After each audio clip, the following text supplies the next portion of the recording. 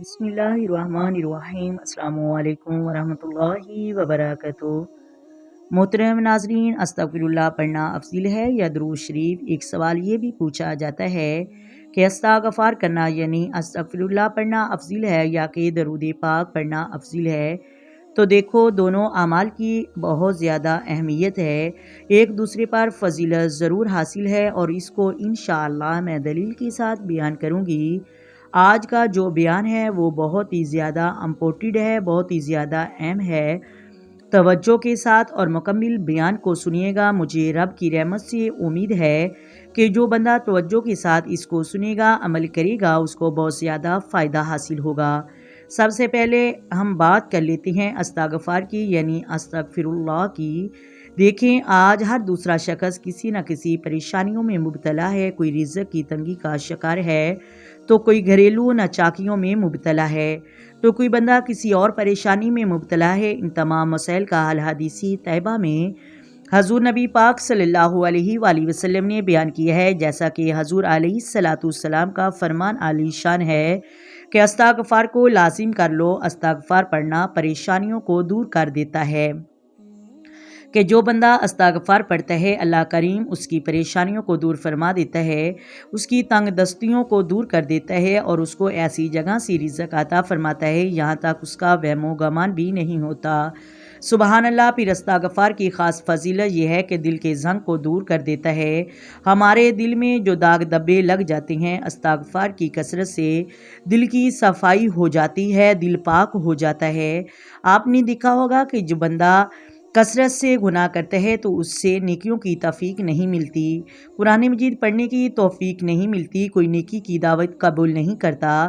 تو جب وہ استغفار کرتا ہے تو اس کے دل کا میل کچیل اور زنگ سب اللہ تبارک و تعالیٰ صاف کر دیتا ہے اور پھر اللہ کا مقرب بندہ بن جاتا ہے، اس کا رب اس سے راضی ہو جاتا ہے۔ تو درود پاک کی کثرت بے شمار فوائد اور برکات ہیں، لیکن ابھی ہم جو بات کر رہے ہیں وہ استغفار کی۔ جب بندہ استغفار کرتا ہے تو اللہ لکھنے والے فرشتوں کو یہ فرما دیتا ہے کہ اس کے گناہ مٹا دو، اور اس کے گناہ مٹا دیے جاتے ہیں۔ جو بندہ گناہ کرنے کے بعد استغفر اللہ کرتا ہے تو اللہ کریم اس کے اعضاء سے بھی گناہوں کو مٹا دیتا ہے۔ سبحان اللہ۔ پھر اسے اس جگہ کو بھی گناہوں کے نشان مٹا دیے جاتے ہیں یہاں وہ بندہ بیٹھ کر گناہ کرتا ہے۔ استغفار کرنے والا جب بروز قیامت آئے گا تو اس کے نامہ اعمال میں کوئی گناہ نہیں ہوگا۔ یقین کامل کے ساتھ روزانہ 700 مرتبہ استغفر اللہ پڑھنا شروع کر دیں۔ استغفار کا مطلب ہے اللہ سے مغفرت طلب کرنا، اور استغفر اللہ کا مطلب یہ ہے کہ میں اللہ سے اپنے گناہوں کی مغفرت طلب کرتی ہوں یا کرتا ہوں، یعنی معافی مانگتا ہوں یا مانگتی ہوں۔ ہمیں استغفر اللہ پڑھنا چاہیے۔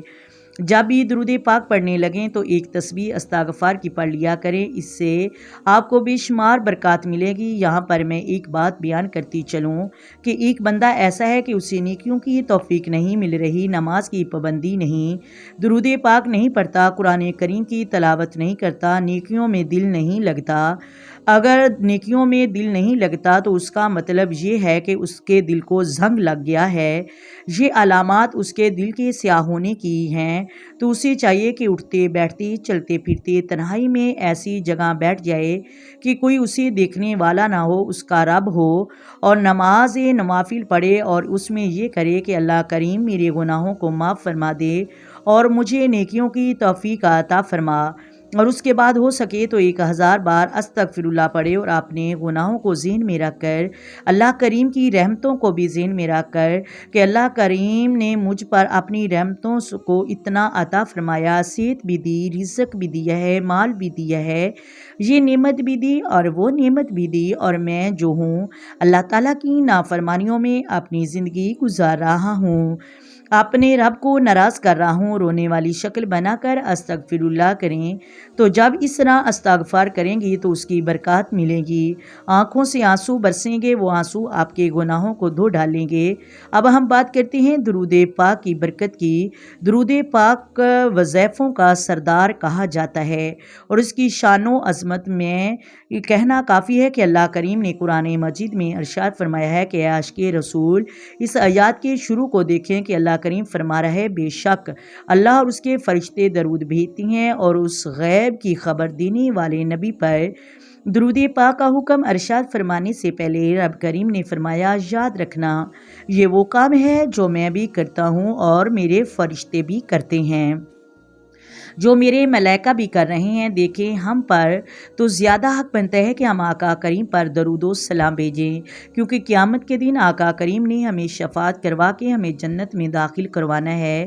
جو شخص درود پاک کی کثرت کو اپنا وظیفہ مقرر کر لے اور تو اللہ کریم دنیا اور آخرت کے تمام معاملات اپنے ذمہ لے لیتا ہے اور اس کے دنیا اور آخرت کے معاملات حل ہو جاتے ہیں، اس بندے کے سارے گناہ معاف ہو جاتے ہیں۔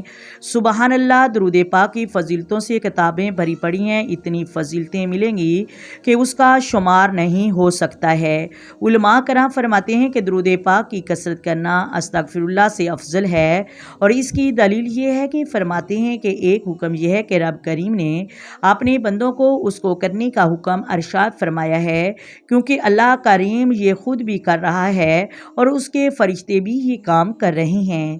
اپنے حبیب پر درود بھیجتا ہوں، تم بھی ایسے آقا پر درود پاک بھیجا کرو، کیونکہ یہ اللہ رب العالمین کا عمل ہے تو ظاہر ہے وہ مخلوق کے اعمال سے افضل ہوگا، تو لہٰذا درود پاک استغفر اللہ سے افضل ہے۔